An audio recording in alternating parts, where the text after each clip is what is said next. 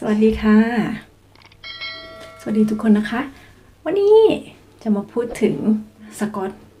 แต่ว่าวันนี้จะเป็นสกอตอะไรสกอตจัมป์ค่ะทุกคนเคยได้ยินสกอตจัมป์ใช่ไหมคะ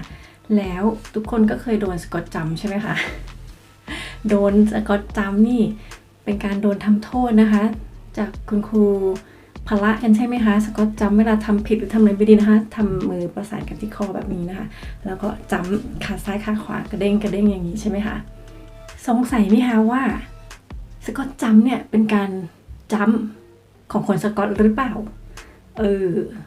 สกอตจัมป์เป็นการจัมป์ของคนสกอตหรือเปล่าการกระโดดที่เป็นความสามารถพิเศษของคนสกอตแบบนั้นหรือเปล่าหรือว่าเป็นการกระโดดที่แปลกๆของคนสกอตที่ไม่เหมือนใครในโลกนะคะก็เลยถูกเรียกว่าสกอตจัมป์ไม่ใช่ค่ะจะบอกว่า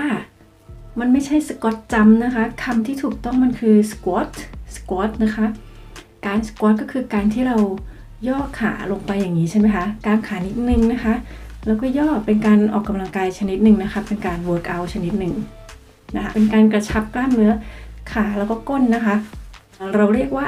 สควอตนะคะแล้วก็จัมป์สควอตก็เป็นท่าหนึ่งนะคะส่วนจัมป์ก็เป็นอีกท่าหนึ่งแล้วพอเราทำเราเรียกว่าสควอตจัมป์สควอตจัมป์นะคะ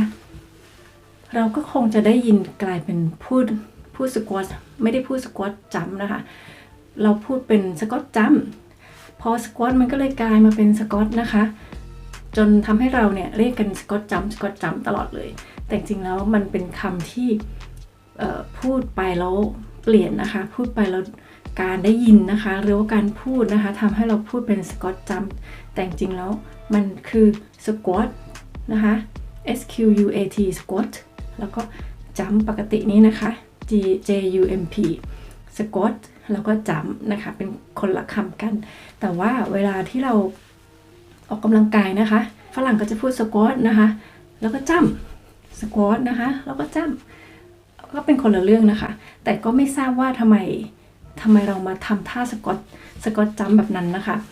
แต่จริงๆแล้วอ่ะมันก็คือมันไม่ใช่สควอตจัมป์นะคะมันเป็นสควอตจัมป์นะคะก็เลยอยากจะให้รู้ว่าจริงๆแล้วสควอตจัมป์ไม่ได้เป็น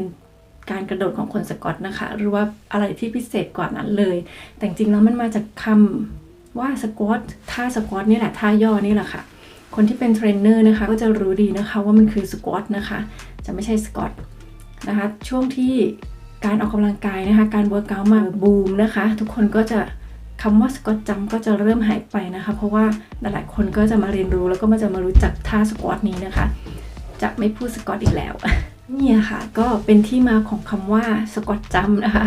แล้วก็หายสงสัยกันได้แล้วนะคะคำว่าสควอตจัมป์มันก็ไม่มีมันแค่เพี้ยนมาจากสควอตจัมป์เท่านั้นเองนะคะหนูก็เลยจะมาแชร์นะคะมาแชร์ให้ทราบกันว่าไม่ได้มีท่าพิเศษจากคนสกอตนะคะสกอตจัมป์ไม่ใช่นะคะไม่มีหรอกวันนี้ก็หวังว่าทุกคนจะชอบกันนะคะแล้วก็อย่าลืมนะคะสควอตนะคะไม่ใช่สกอตนะคะสควอตจัมป์นะคะไม่ใช่สกอตจัมป์